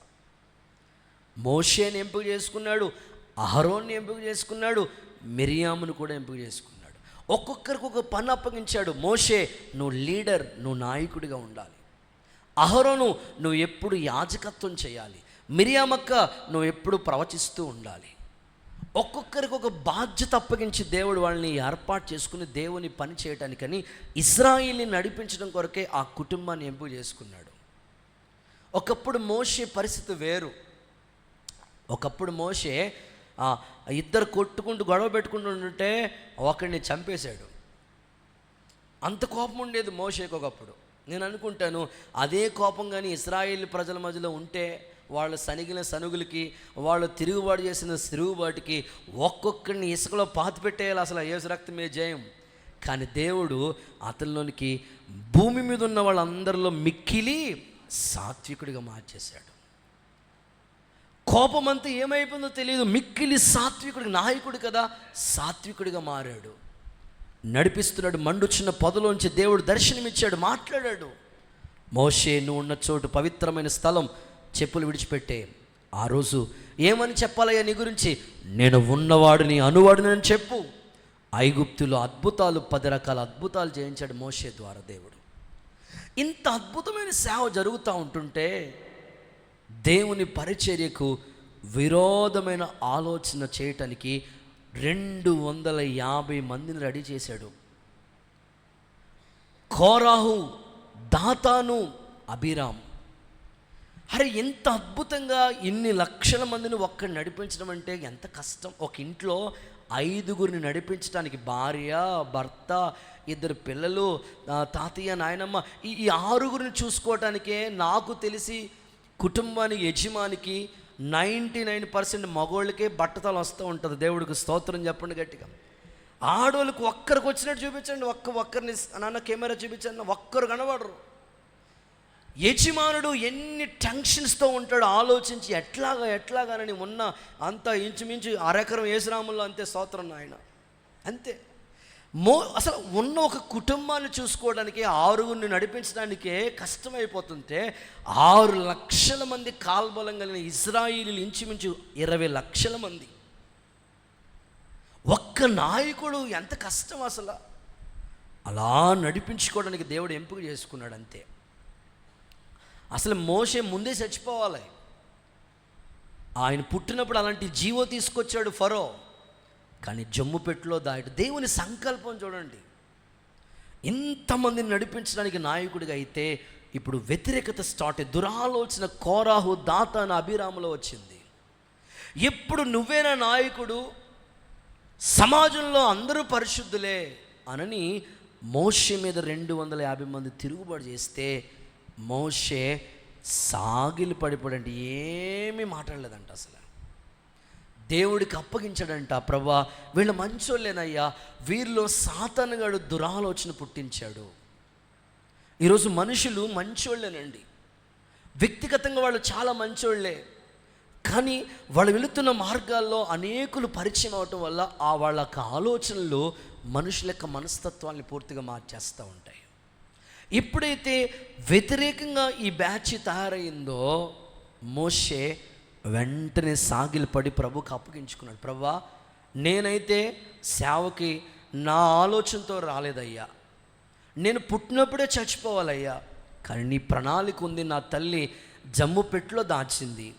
ఫరో జీవో తీసుకొచ్చినప్పుడు కూడా ఆ యొక్క కుమారుడు అనిపించుకోవడానికి కూడా ఇష్టపడకుండా ఐగుప్తి ధనము కంటే దేవుని ప్రజలతో నింద అనుభవించడమే భాగ్యమని ఎన్ని శ్రమల గుండా నేను వచ్చాను.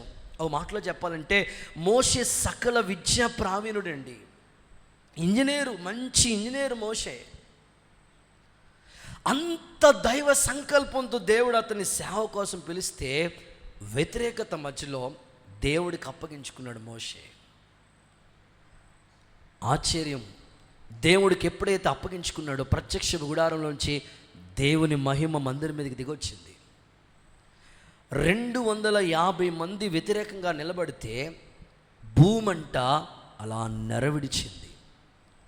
ఉన్నవాళ్ళు కనీసం సమాధులు పెట్టులు కూడా లేవు వాళ్ళకి. దేవుడికి స్తోత్రం చెప్పండి ఒకసారి, హల్లెలూయా చెప్తారా? సమాధి పెట్టు కూడా లేదు. ఉన్నవాళ్ళు అలాగా పాతాళానికి దిగిపోయారంటండి. అందుకే దురాలోచన ఎంత దుస్థితికి తీసుకెళ్ళిందో చూడండి ఒకసారి. అందుకే ఎప్పుడు మనం పరిచర్యకి కానీ, సేవకు కానీ, సంఘానికి కానీ, సమాజానికి కానీ, మన ఇంటోళ్ళకి కానీ, తోటి స్నేహితులకు కానీ ఎవ్వరికి హాని కలగకూడదు. మన ద్వారా దురాలోచన దూరం అయిపోవునుగాక. మీరు కావాలంటే ఆ వాక్యాలు ఒకసారి చదవండి. సంఖ్యాకాండం 16వ అధ్యాయం 3వ వాక్యము 32వ వాక్యం కూడా నోట్ చేయండి. సంఖ్యాకాండం 16వ అధ్యాయము 3వ వచనము 32వ వచనం. మోషే అహరోనులకు విరోధంగా పోగుపడి నీతో మాకు ఇక పని లేదు, నీతో ఇక మాకు పని లేదు పాస్టర్ గారు, ఈ సర్వ సమాజంలో పాస్టర్ గారు మీతో మాకు అసలు ఏ పని లేదండి. మాకు పాటలు పాడటం వచ్చిందండి, ప్రార్థన చేయడం వచ్చిందండి, ఆరాధన చేయడం వచ్చిందండి, అయ్యో వాక్యం కూడా దుమ్ము దులిపేస్తామండి, మీతో మాకు అసలు పనే లేదండి. సమాజంలో ప్రతివాడు పరిశుద్ధుడేనండి మోషే మీద తిరగబాటు చేస్తే మోషే సాగిలి పడ్డాడు. 32వ వచనంలోకి వెళ్ళండి. భూమి నెరవిడిచెను, తెరిచి వారిని, వారి కుటుంబీకులను, కోరాహు సంబంధులందరినీ, వారి సమస్త సాంపత్యమును మృంగివేసింది. చూసా, దురాలోచన చేసిన పని.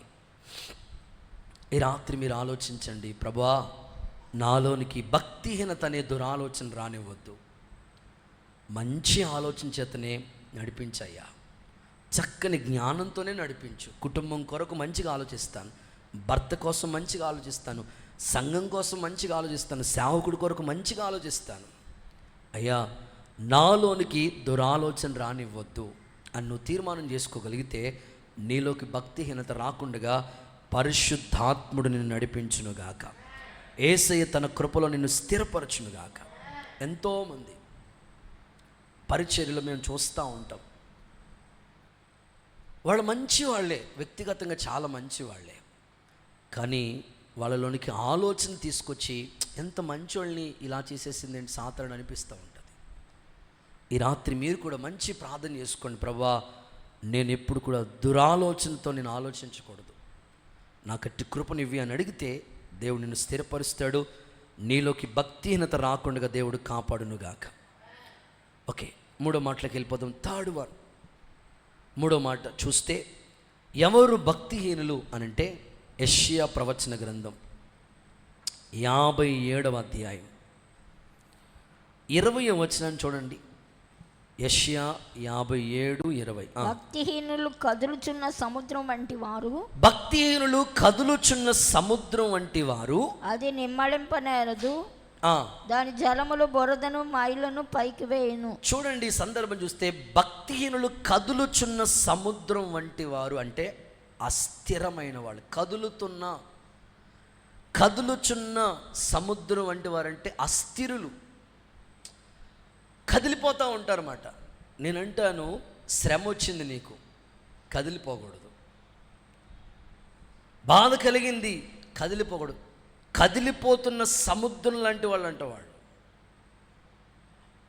భక్తిహీనులు చీటికి మాటికి కదిలిపోతూ ఉంటారు. నీ ఆత్మీయ జీవితం కదిలిపోకూడదు. శ్రమలో కూడా దేవుడు నీకు తోడై ఉండి నడిపిస్తూ ఉన్నాడు. కదలని స్థిరులను కదలని వారే ప్రభు కార్యాభివృద్ధి అంది ఎప్పటికీ మీరు ఆసక్తి కలిగి ఉందురుగాక. పేతురు అమ్మతోడు, అయ్యతోడు, చెల్లితోడు, ఇంకెవరుంటే అందరితోడు అస్సలు యేసు ప్రభుని విడిచిపెట్టను అన్నాడు. 3 సార్లు బొంకాడు.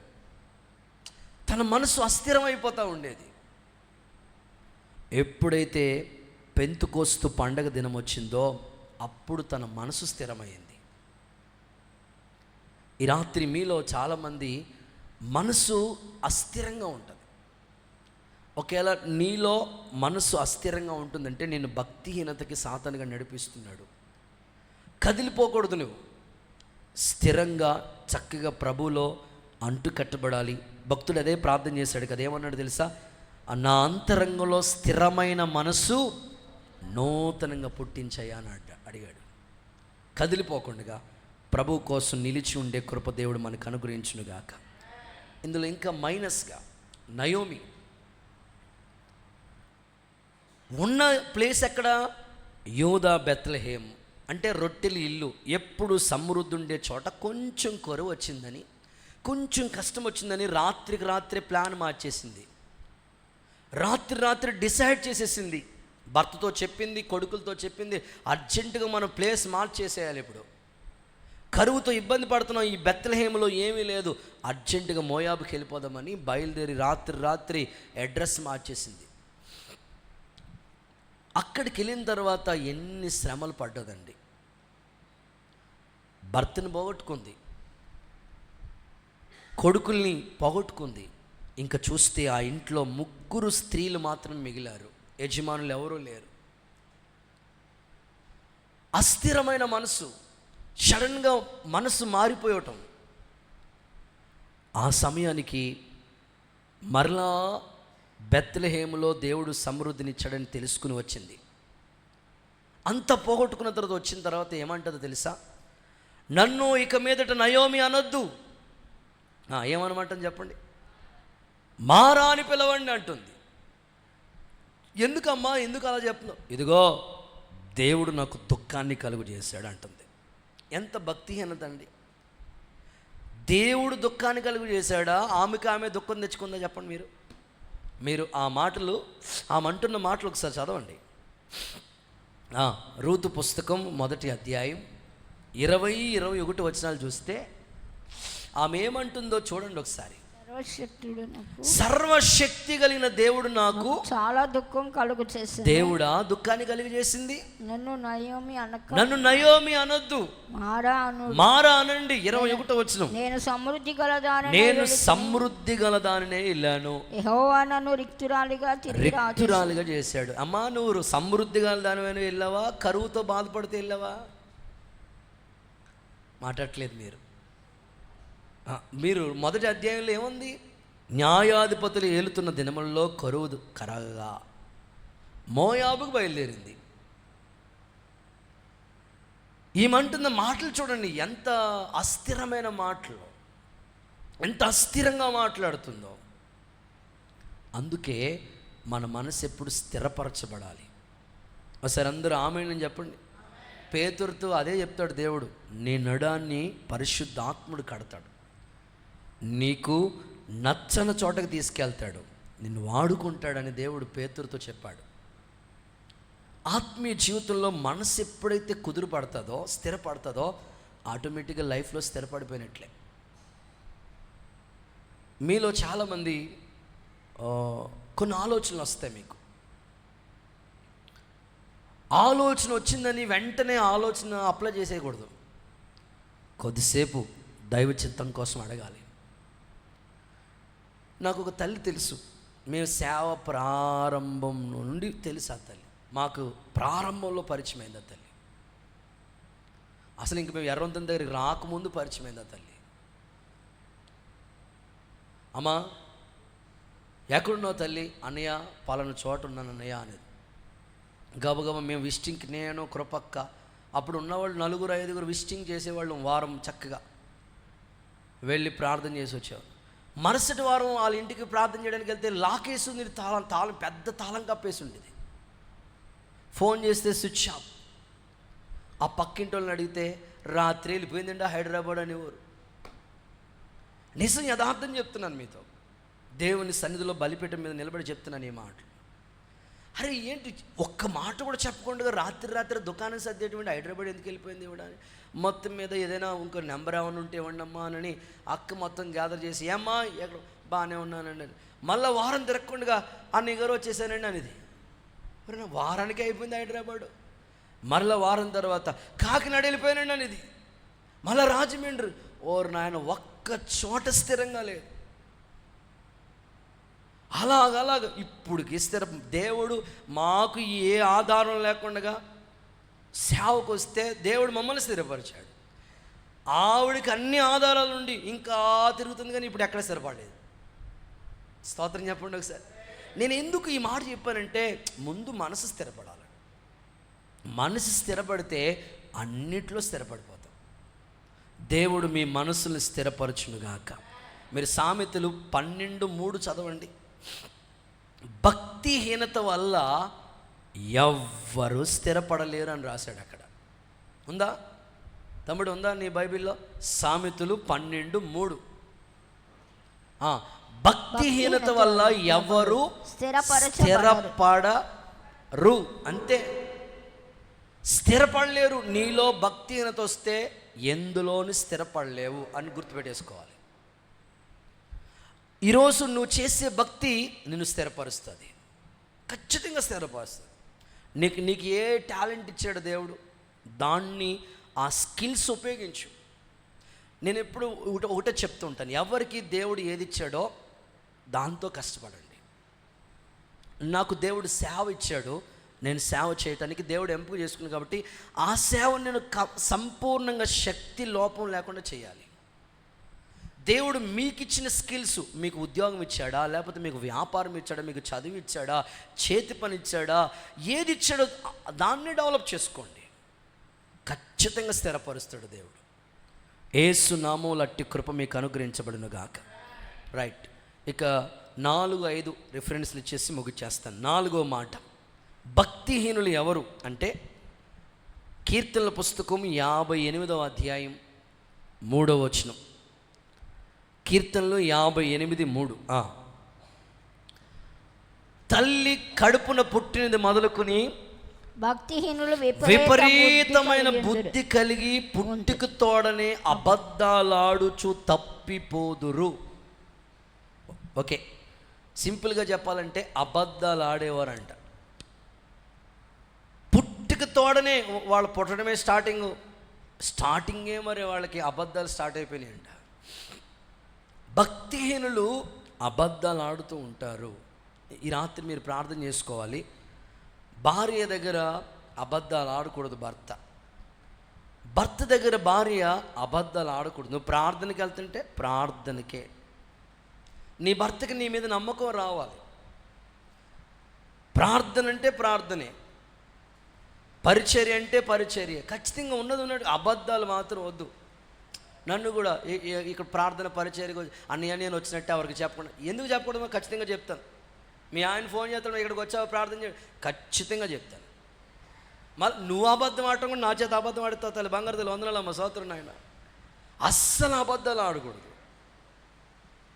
ఆత్మీయ జీవితంలో అది మనల్ని భక్తిహీనతలోకి తీసుకెళ్ళిపోతుంది.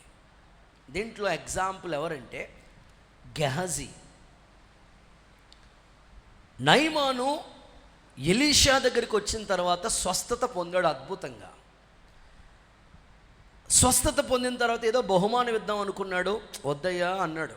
అక్కడితో అయిపోయింది. వెళ్ళిపోయాడు, ఆయన తోవలో ఆయన వెళ్ళిపోయిన తర్వాత గురువు గారికి చెప్పకుండా మాస్టర్ ప్లాన్ వేసుకుని బయలుదేరి ఆ యొక్క నయమాన్ దగ్గరికి వెళ్ళి, ఇదిగో అర్జెంటుగా మా గురువు గారి దగ్గరికి చెప్పబెట్టకుండా ఇప్పుడు ఎవరో చుట్టాలు వచ్చారు, అందుకని మంచి బట్టలు బంగారం ఇమ్మని పట్టరమన్నాడు. నన్నే పంపించాడు. కావాలంటే నువ్వు కనుక్కో వెళ్ళి, నువ్వు వచ్చిన తర్వాత ఇంకెక్కడ కనుక్కుంటాం బాబు అని నయమాన్ ఇచ్చి పంపించాడు.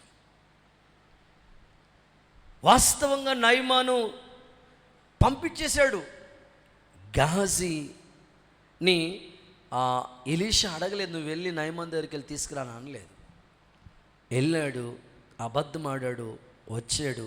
నయమానికి విడిచిన కుష్టి రోగం గెహజీకి అంటుకుంది. చూడండి ఒకసారి మీరు, ఆ అబద్ధం వల్ల ఎంత నష్టం. గెహజీ అనే మాటకి ఎంత మంచి అర్థం ఉందంటే దర్శనం అని అర్థం ఉంది. ఏం దర్శనం? ఇంకా ఒకటే దర్శనం, కుష్టి దర్శనం. దేవుడికి స్తోత్రం చెప్పండి సరే, ఇంక లేదు ఇంకా. అందుకనే చాలా జాగ్రత్తగా దేవుని బిడ్డలు భక్తి చేయాలి. దేవుడు మిమ్మల్ని దర్శించునుగాక. గుడ్. ఇక చివరి మాట, 5వ మాట, 37వ కీర్తన 21వ వచనం. 37వ కీర్తన 21వ వచనం. భక్తిహీనులు అప్పు చేసి భక్తిహీనులు అప్పు చేసి తీర్చకయుందురు. అమ్మో, ఒకసారి అందరూ హల్లెలూయా చెప్పండి. ఒకసారి అప్పులు ఉన్న వాళ్ళు అందరూ ఒకసారి హల్లెలూయా చెప్పండి. అమ్మో ఉన్నారా? ఓకే. దేవుడు మీ అప్పులు క్రీస్తు యేసు మహిమలో మీ ప్రతి అవసరత నా తండ్రి తీర్చునుగాక. మీ కుటుంబాల కోసమో, మీ పిల్లల పెళ్ళిళ్ళ కోసమో, ఇల్లు కట్టడం కొరకో, ఫైనాన్షియల్గా పనులు లేక ఇబ్బందుల్లోనో, ఏదో సమస్యలో మీరుండి ఆర్థికంగా అప్పులు చేసి ఉండొచ్చు. ఒక దైవజనుడిగా నేను చెప్తున్నాను, చేసిన అప్పులు తీర్చుకోవడానికి ఒక మంచి మార్గాన్ని ఎంపిక చేసుకోండి. చేసిన అప్పు ఒకవేళ తీర్చకపోతే మనం భక్తిహీనులుగా మారిపోతామట. నా వంతుగా నేను ఒక మంచి అన్నయ్యగా సలహా ఇచ్చేది ఏమిటంటే, ఇక్కడి నుంచి ఒక నిర్ణయానికి రండి, ఇక చేయకూడదు ప్రభా అని తీర్మానంలోకి రండి. చేసిన అప్పును తీర్చుకోవడానికి ఈ నెల కొంత అట్లాగా ఏదో విధంగా మీ మెయింటెనెన్స్ తగ్గించైనా సరే మొత్తం మీద క్లియర్ చేసేసుకోండి. అతి త్వరలోనే ప్రభు మీకు ఒక దారి చూపించునుగాక. చాలా కాలం బైబిల్లో ఒక స్టోరీ మనం చదువుతాం కదా. ఎలీషా కాలంలో ఒక విధవరాలు వచ్చి దైవజనుని అడుగుతుంది, అయ్యా నా భర్త అప్పు చేసి చచ్చిపోయాడు, ఇప్పుడు ఆ బాధ నేను అనుభవిస్తున్నాను, నాకు 2 కొడుకులు ఉంటే ఆ 2 కొడుకుల్ని ఆ యజమాని వచ్చి తీసుకెళ్ళిపోతున్నాడు, అయ్యా నేనేం చేయాలి, ఇప్పుడు నేను ఎక్కడ తినాలి, నేను ఎక్కడ పోషించబడాలి, ఉన్న కొడుకులే కదా నాకు ఆధారం అని అంటే, అక్కడ రాయబడిన మాట ఏంటో తెలుసా? ఆయన ఆ అప్పు చేసిన ఆయన గురించి ఏమని రాసింది తెలుసా? యెహోవా యందు భయభక్తులు కలిగిన వాడు అని రాసింది. నేను ఆలోచించాను, అసలు మరి భక్తి కలిగిన ఆయన ఎందుకు అలా ప్రవర్తించాలి? ఇప్పుడు ఎలీషా ఒక చక్కని ఆలోచన చెప్తున్నాడు. అయిపోయిన దాని గురించి బాధపడద్దు, అయిపోయిన దాని గురించి బాధపడిన ఉపయోగం లేదు. ఇప్పుడు నువ్వు చేయవలసింది ఏంటంటే, ఇదిగో అక్కడక్కడ ఖాళీ పాత్రలు తీసుకురా. తెచ్చాడు. ఆ ఉన్న పాత్రని ఖాళీ పాత్రలతో నింపినప్పుడు వారి అప్పులన్నీ తీర్చబడింది. వాస్తవంగా చెప్పాలంటే నేను కానీ మిమ్మల్ని ఇదిగో ఆ రోజు ఎలీషా అప్పులతో ఉన్నవాళ్ళని ఖాళీ పాత్రలన్నీ తెచ్చుకోమన్నాడు. విశ్వాసులారా, షమ్మ సైన్యం, ఇదిగో మీ ఇంటి పక్కన ఆ ఇంటి దగ్గర ఖాళీ పాత్రలని తెచ్చుకోండి, ఇదిగో నింపండి అని అన్నాను అనుకోండి, మీరు నా ఇంకో అలాగా చూస్తారు. ఎలా చూస్తారంటే, ఏంటి అన్నయ్య గారు ఖాళీ పాత్రలు మా అప్పులు ఎలా తీరుస్తాయి అనుకున్నారా అయ్యగారు అంటారు. నేనంటాను, ఆ ఖాళీ పాత్రే విశ్వాసము. దేవుడికి స్తోత్రం చెప్పండి గట్టిగా. విశ్వాస సహితమైన ప్రార్థన అద్భుతాలు చేస్తుంది, నిజంగానే చేస్తారు. దేవుడు ఎంతోమంది సంఘ విశ్వాసుల కుటుంబాల్లో అప్పులతో ఉన్నవారిని, వాళ్ళకి ఆ ఆర్థిక స్థితిని మెరుగుపరిచిన సందర్భాలు కూడా చూస్తూ ఉన్నాం. కాబట్టి ఈ రాత్రి మీరు తీర్మానం చేసుకోండి, దేవుడు మీ ఆర్థిక పరిస్థితులన్నీ క్రీస్తు యేసు మహిమలో ప్రతి అవసరత తీర్చునుగాక. అప్పు చేసినవి తీర్చేటట్లుగా ప్రభు మీకు సహాయము చేయనుగాక. నేను ముగిస్తున్నాను. ప్రతికూలమైన వాతావరణం, నేను ముగిస్తున్నాను. తిరిగి నా పాట నాకు అప్పు చెప్పండి. వారు రహస్యంగా చొరబడుతున్నారు. వాళ్ళు ఎవరో తెలుసా? భక్తిహీనులు. భక్తిహీనత వల్ల 3 నష్టాలు ఉన్నాయి. భక్తిహీనత వల్ల మొదటి నష్టం ఏంటో తెలుసా? శాపం వస్తుంది. రెండవ నష్టం ఏంటో తెలుసా? నీ ఎముకలు సత్తువు తగ్గిపోతుంది. మూడవది ఆయుష్ తగ్గిపోతుందంట. అందుకని మనకి భక్తిహీనత వద్దు, భక్తి చేద్దాం. అసలు ఎవరు భక్తిహీనులు అని అంటే 5 మాటలు ప్రభు నీతో పంచుకున్నాడు. 1, దేవుని సన్నిధికి భయపడలేని వారు, వాళ్ళు ఏలీ కుమారులు. రెండవదిగా మనం చూస్తే దురాలోచన చేసేవారు, కోరాహు బ్యాచి, యోధా. మూడవది అస్థిరమైన వాళ్ళు, నయోమి అండ్ పేతురు. 4వది అబద్ధాలాడేవారు, గెహజీ. 5వది అప్పు చేసి తీర్చలేని వాళ్ళు. కాబట్టి ఈ లక్షణాలు ఉంటే భక్తిహీనులైపోతాం. ప్రభా మమ్మల్ని భక్తిహీనతలోంచి భక్తి కలిగిన శక్తి కలిగిన వారికి మమ్మల్ని చేయండి అని కోరుకోండి. ఈ మాటలు దేవుడు మీ వినికిల్లో దీవించునుగాక. అందరిలాగే లేచి నిలబడండి. ఒక చిన్న ప్రార్థన చేసుకుని ఆ దేవుని పాదాల దగ్గర శిరస్సు వంచి నమస్కరించి స్తోత్రం స్తోత్రం స్తోత్రం స్తోత్రం అని చెప్పండి గట్టిగా. హల్లెలూయా. ప్రభువా కృతజ్ఞత స్తోత్రం స్తోత్రం స్తోత్రం స్తోత్రం అని చెప్పండి గట్టిగా. హల్లెలూయా హల్లెలూయా హల్లెలూయా.